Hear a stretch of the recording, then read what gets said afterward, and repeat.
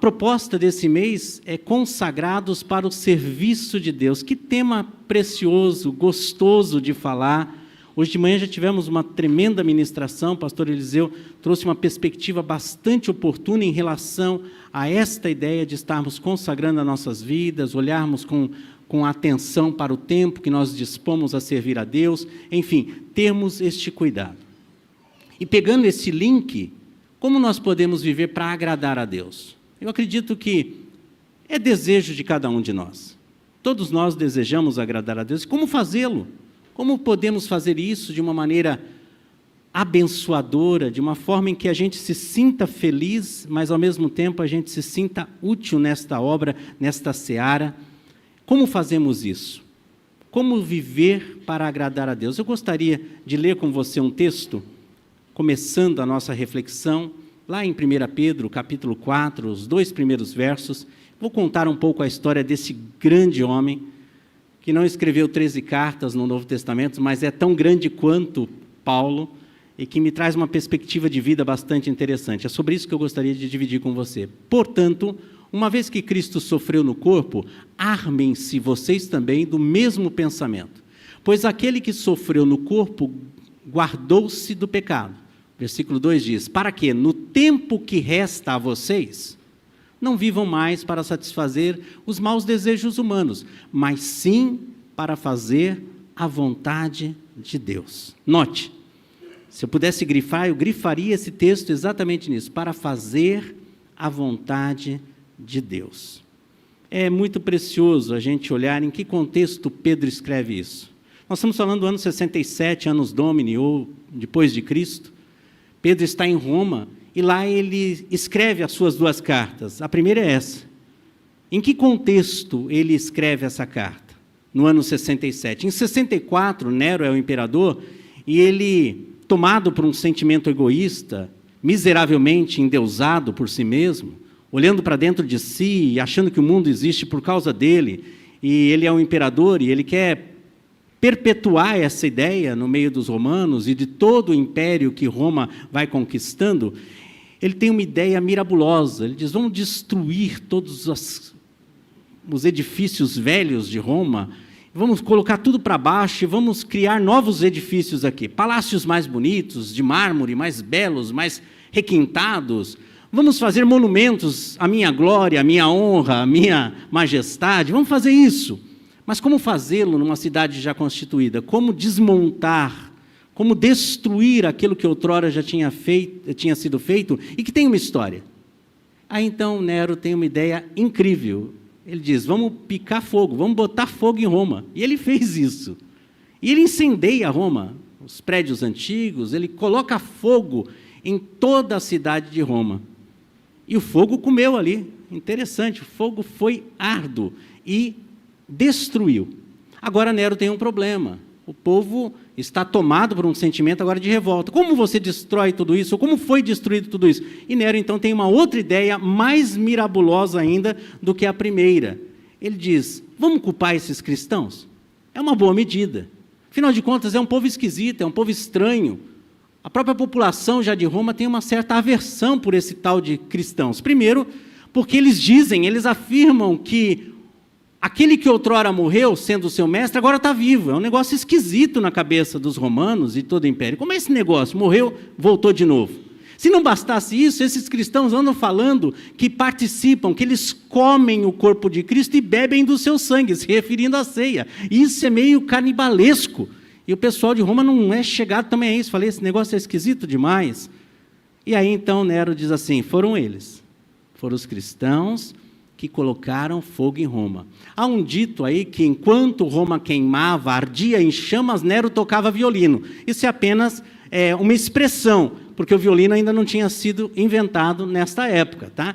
Nero estava vendo esse teatro de horrores e se satisfazendo.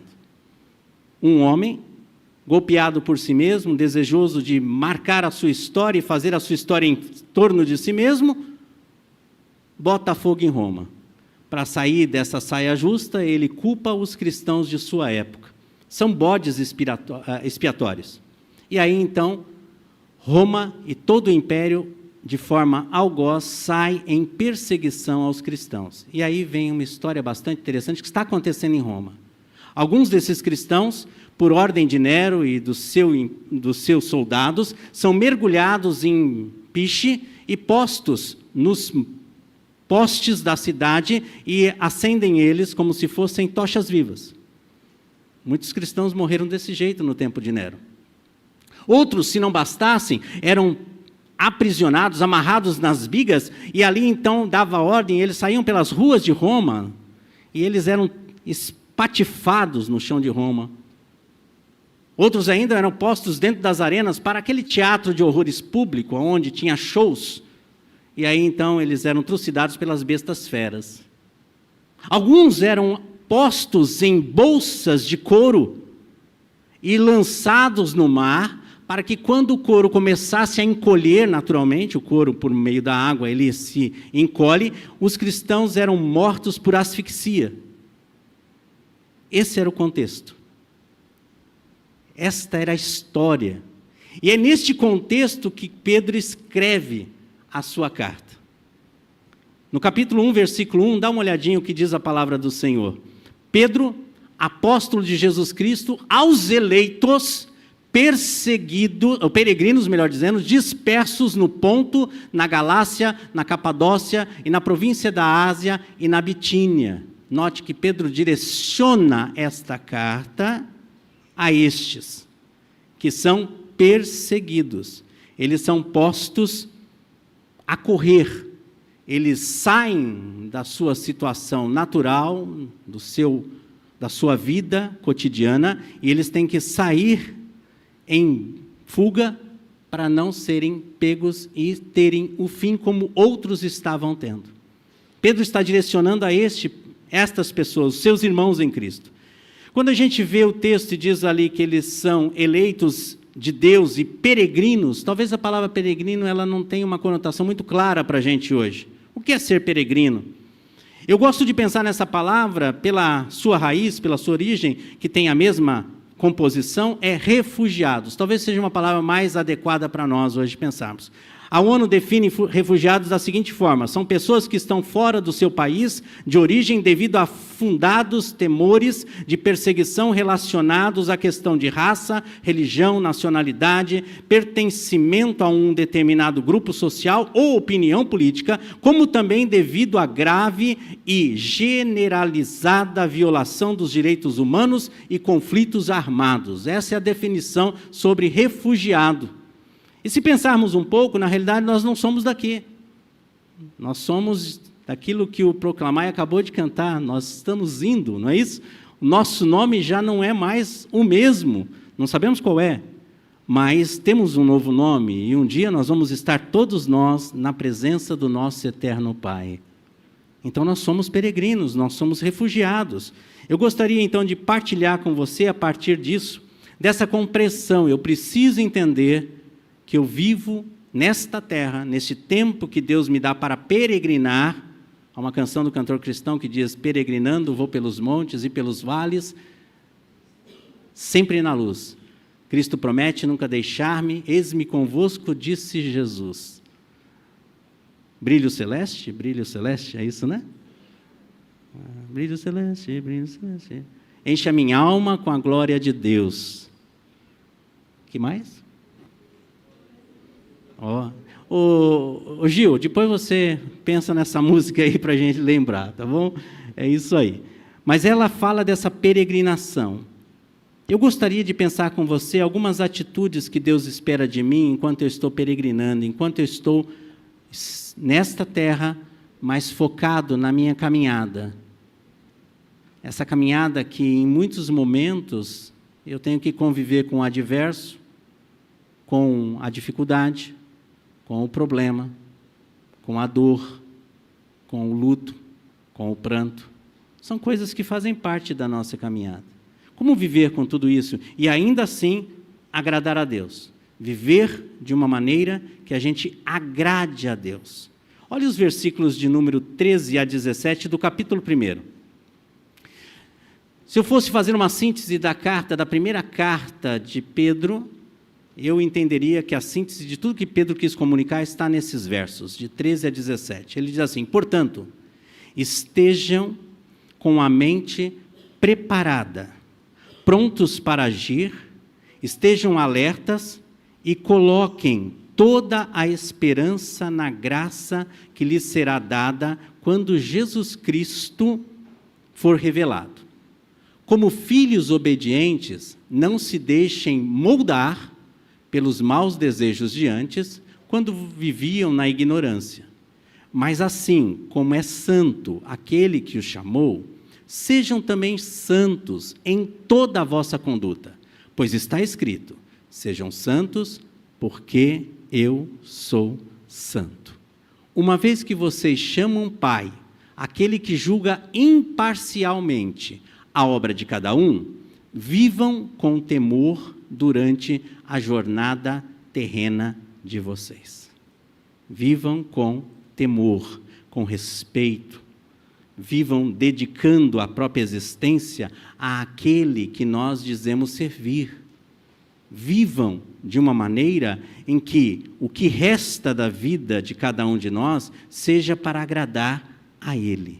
E aí, então, eu gostaria de pensar aqui com vocês 3 verdades. A primeira é, para enfrentar uma vida que possa ser tocada no coração de Deus como uma vida que o agrade, é necessário eu, enquanto viver sobre essa terra, ter a minha mente preparada. Como eu preparo a minha mente? É interessante, essa palavra no original é dianoia, que tem muita aproximação com a mudança de mente que Paulo fala aos Efésios, dizendo de metanoia, que é uma mudança de mente. Aqui é dianoia, é entender o que vai na minha mente. A mente é o centro das minhas habilidades, sejam elas intelectuais, afetivas ou volitivas. E é na mente, Pedro está dizendo, a minha mente tem que estar preparada. E ele está dizendo para um grupo de crentes que estão com o pé na estrada, estão correndo para não ser perseguidos. Há uma perseguição feroz ali. Há uma perseguição para tirar a vida deles. A vida deles já foram desestruturadas. Eles estão na rua, no caminho. Note que ele falou Ponto, Capadócia, Bitínia. É gente que está correndo, está saindo daquela zona de conforto para poder sobreviver. E Pedro diz para eles, olha, vocês precisam estar com a mente preparada. É interessante quantas coisas passam em nossa mente durante um dia. Sejam elas coisas boas ou ruins, meu Deus, quantos pensamentos, não é? Quantas coisas que vêm na minha e na sua mente durante um dia todo. Alguém já disse que boa parte dos temores da sua própria existência nunca se efetivaram, nunca chegaram a se concluir. E aí esta pessoa diz, eu gastei um tempo precioso com coisas que nunca se efetivaram. E muitas vezes nós caminhamos nessa direção. Mentes preparadas. O que Pedro está dizendo é, eu e você precisamos ter as nossas mentes treinadas. Coisa difícil é a questão de treino, não é? Exercício físico, não é? Não é difícil, gente? Fala a verdade. Vou começar. Tem gente que diz todo domingo à tarde que vai começar na segunda, né? E nunca começa, não é isso? Semana que vem, não é? Precisamos ser treinados, a nossa mente precisa ser treinada. Paulo, aos Filipenses, ele diz assim, olha, tudo que é perfeito, tudo que é bom, tudo que é honesto, tudo que é de boa fama, tudo que é verdadeiro, se existe virtude nisso, então pensem nessas coisas. Ocupe a mente com coisas que são boas. Olha, dizer isso quando tudo está em paz não é muito difícil. Agora eu quero dizer, eu quero viver isso, quero experimentar isso, eu quero observar esta verdade que Pedro está dizendo a um povo que está correndo. Ele está dizendo, olha, mesmo em meio à perseguição, mesmo em meio à dificuldade, mesmo em meio à dor, mesmo em meio às perdas, aos conflitos, olha, a mente de vocês deve estar preparadas. Precisa estar preparada. Há um livro bastante interessante, são 13 capítulos, chama A Arte da Guerra. É de um chinês chamado Sun Tzu. E ele diz algo impressionante a respeito dessa preparação. Ele diz assim, a vitória reside na preparação, no conhecimento do inimigo e do próprio exército, e na capacidade de se adaptar às mudanças do ambiente de batalha. Em outras palavras, Sun Tzu está dizendo o seguinte, mesmo em meio à guerra, eu tenho que ter a minha mente preparada se eu quero vencer, se eu quero chegar. mesmo em meio aos conflitos, mesmo em meio às dificuldades, em meio às ações do inimigo, eu preciso ter minha mente conduzida dentro de uma proposta, dentro de um esquema que vai me levar numa direção certa. Mente preparada. A nossa mente está preparada? Temos gastado tempo nisso? Como está a nossa mente? O que abriga aqui? O que reside aqui? Pedro está dizendo para os irmãos que estão correndo, estão fugindo, estão, em muitos ali, estão questionando se devem ou não continuar a caminhada.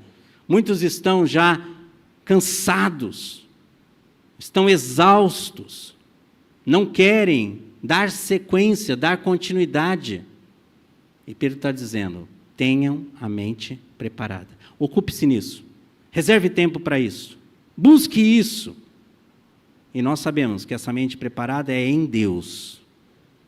Precisamos ter a nossa mente preparada em Deus. Sabe por quê? Porque tudo passa. A única coisa que de fato permanece para sempre é a palavra do Senhor. Isso é eterno. Jesus diz, olha, os céus e a terra passarão, mas as minhas palavras não hão de passar. Amém, igreja? Prepare a mente, ocupe a mente com as coisas eternas, com a eternidade. Qual foi a última vez que nós pensamos sobre o céu? Esse anseio da nossa alma. Poetas falam muito sobre isso, escrevem muito sobre isso, mas eu creio que isso deve ser a busca de cada um de nós, de todos nós. Buscar e pensar na eternidade. Prepare a sua mente para isso. Conduza a sua mente nesse exercício. Não ocupe a sua mente com coisas frívolas, fúteis, desnecessárias, né? Ocupe com aquilo que é eterno, aquilo que tem peso em glória, aquilo que de fato define a nossa caminhada, define a nossa expectativa, enquanto vivemos aqui sobre essa terra. Porque os desafios vão existir, as doenças não vão ser de toda erradicadas, os problemas relacionais vão continuar existindo. E é aqui, o que eu tenho aqui, é que vai definir a forma de eu lidar com cada um, na minha relação diária. Pedro ainda fala algo que eu gostaria de deixar confirmado aqui para nós essa noite. Ele diz, tenham a mente preparada e estejam prontos para agir. É uma outra declaração muito preciosa.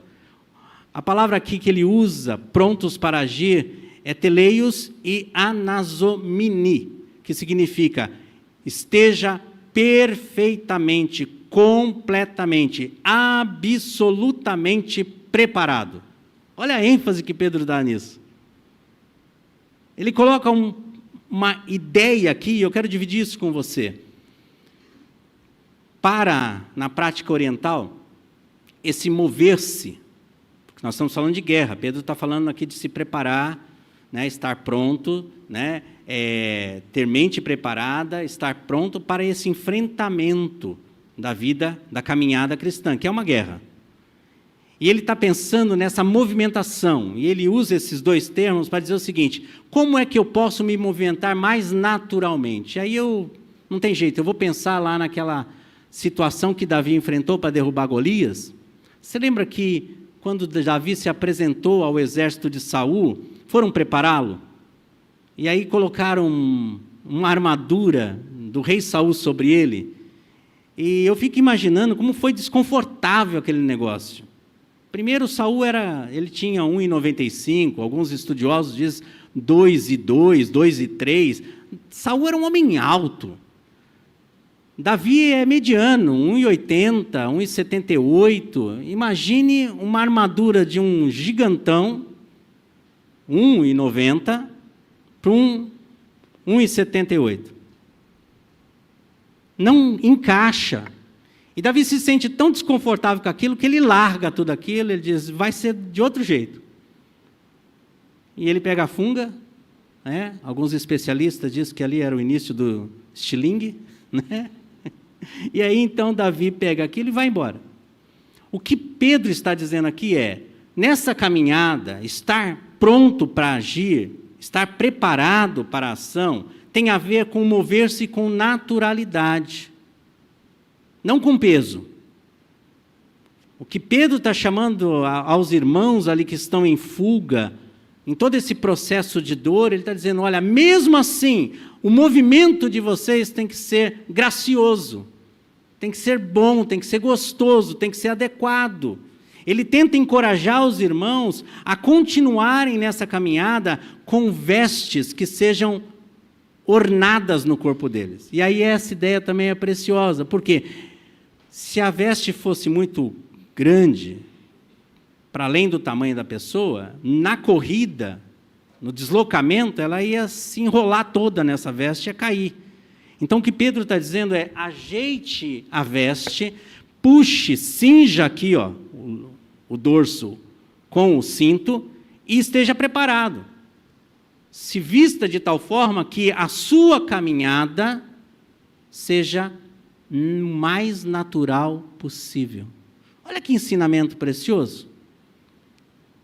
A vida cristã, por mais desafios que ela possa produzir e vai produzir, a nossa caminhada, o andar em meio a todos os desafios da vida, tem que ser gracioso. Vocês sabem que a minha filha, caçula, ela é bailarina, ela é professora, ela tem uma escola de balé. Agora está criando o filho, então não dá aula para mais ninguém nesse momento. Mas é interessante, a gente já foi em algumas apresentações dela, e é incrível como parece que é leve.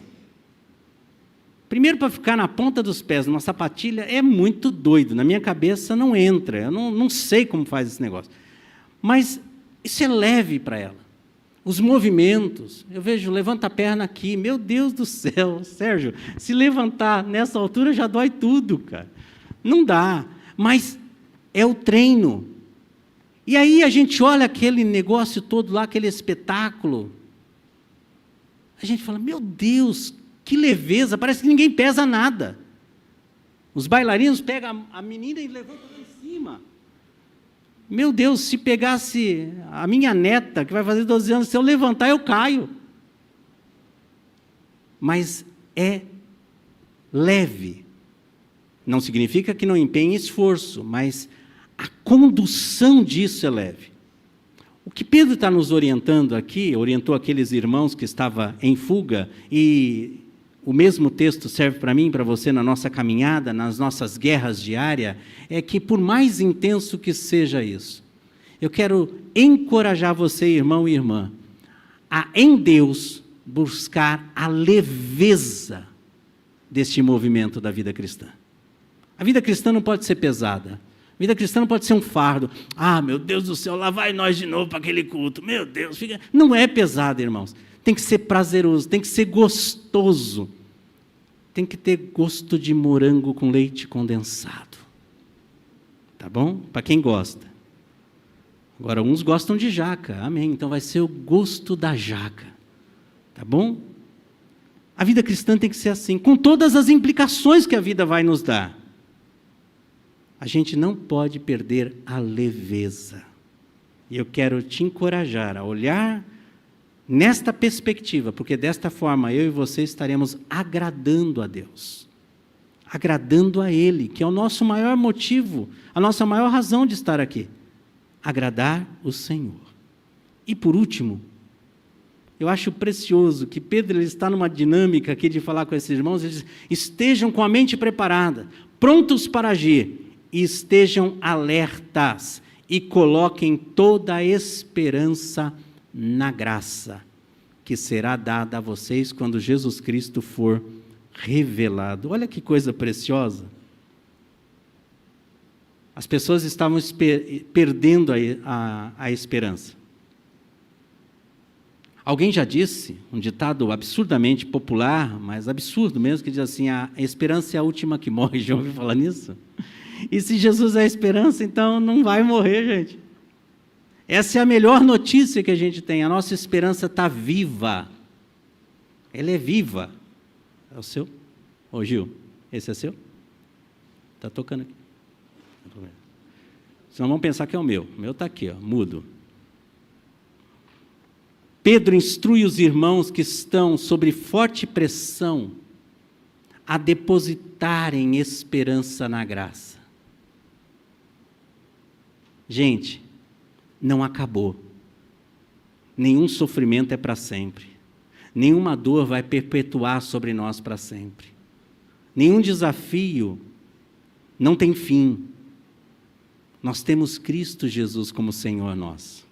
Em última análise, se eu for embora agora, eu vou feliz. Ok? Não quero ir embora agora. Mas se for, vou feliz. Por quê? Porque cumpri o propósito de Deus. Eu conheci um irmão em Santo André. Falei hoje na classe da terceira idade. Irmão André. Irmão André é diácono da Igreja Batista Betel. André é uma pessoa muito incrível. Ele, num dado momento da sua caminhada, ele se percebeu com câncer. Câncer muito violento. E quando íamos visitar o André, o irmão André, diácono André, a gente ouvia os gritos dele lá na esquina da rua da casa dele, de dor. E ele se sentia tão constrangido, tadinho, por causa da dor e dos gritos que ele dava. Mas sabe, nos momentos de mais luta que ele teve, foi o momento em que ele mais foi usado por Deus para levar a mensagem de salvação àqueles que estavam perecendo. Eu tive a alegria de sepultá-lo na cidade de Santos, porque ele era de lá. E nós tivemos a oportunidade de ver muitas pessoas convertidas a Cristo Jesus pelo testemunho do irmão André.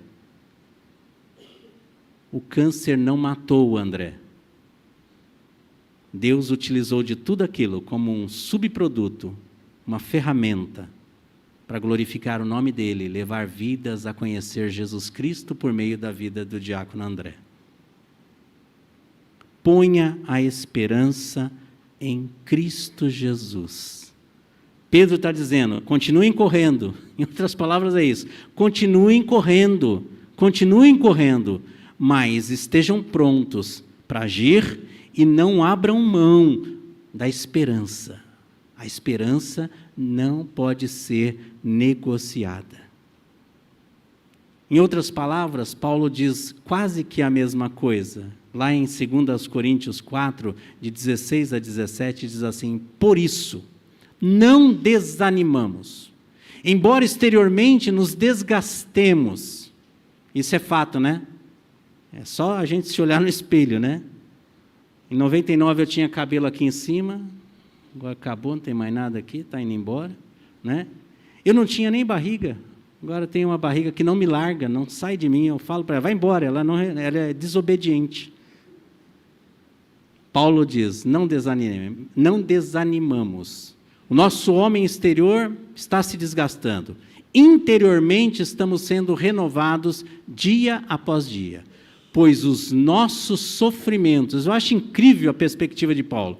Ele diz, nossos sofrimentos leves e momentâneos produz para nós uma glória eterna que pesa mais do que todos eles. Sabe o que Paulo está falando? Soma todo o teu sofrimento, em toda a tua história, em toda a sua vida. Soma, faz a soma. Eles são leves e momentâneos. Em contrapartida àquilo que Deus tem preparado para cada um de nós. O mesmo Paulo diz, o que olhos não viram, nem ouvidos ouviram, é o que Deus preparou para aqueles que o amam. Roma estava fritando, pegando fogo. Nero, doido, disse, é os crentes, pega eles. Todo mundo foi atrás dos crentes. É crente voando para tudo quanto é lado. E Pedro está lá em 67 dizendo, gente, estejam com as mentes focadas em Cristo, prontos para agir e não abram mão da esperança. Nós chegamos no século 21, entramos no centenário, a partir do final desse mês, do centenário da história dessa igreja. Quantas lutas, quantos desafios não tem na história dessa igreja. Meu Deus, quantas lágrimas, quanto sofrimento. Mas Deus esteve conosco todos esses anos. Todos, sem exceção. Não houve um dia em que Deus não esteve presente na história da nossa igreja. Bendito seja o Senhor. Hoje, eu e você fazemos parte dessa história. Estamos aqui. Essa senhora com quase 100 anos, se Cristo não vier para buscar a igreja como um todo, ela vai se perpetuar aqui. E é bem possível que todos nós não estejamos aqui no 200 anos da PIB de Suzano. Não é? Eu não vou estar, isso eu tenho certeza absoluta. Né? É muito tempo para viver. Né? E eu não sou o homem bicentenário. Lembra do homem bicentenário, do Robbie Williams? Não, não sou. 200 anos o homem viveu. Né? Mas se Cristo não voltar para levar a igreja como um todo, Ele vai voltar para mim e para você, não há dúvida disso. Mas essa história vai continuar. Pessoas vão continuar marchando sobre a cidade de Suzano, abençoando vidas, cuidando de vidas. E eles vão contar a história para a glória do Senhor. Não perca a esperança. A vida vai bater. Alguém já disse que a vida é a melhor professora. Primeiro ela dá a prova e depois ensina a lição. Não é assim? É incrível a vida. A vida é um negócio maravilhoso. De vez em quando tira o chão da gente, né? Tuf! Parece que a gente está no ar, né? Flutuando ou já se arrebentando de uma vez. Não importa. Mente preparada. Prontos para agir. É tempo de correr. Corra. Né? É tempo de sossegar. Sossega. É tempo de não fazer coisa alguma. Não faça. Mas não perca a esperança. É assim que nós vamos agradar a Deus. Consagrar-se para Deus é viver uma vida que dá alegria no coração dele. Foram inúmeros momentos em que Deus olhou dos céus e disse em relação ao seu filho: ali está um filho amado, meu filho amado, em quem eu tenho grande alegria. Que Deus possa olhar dos céus, encontrar eu e você no nosso dia a dia e também dar esse berro bonito lá para os anjos ouvir. Ali, ó, ali tem o meu filho amado, minha filha amada, ali está aquela minha filhinha amada, já com quase 100 anos, né, que me dá grande alegria. Que possamos alegrar o coração do Pai. Amém?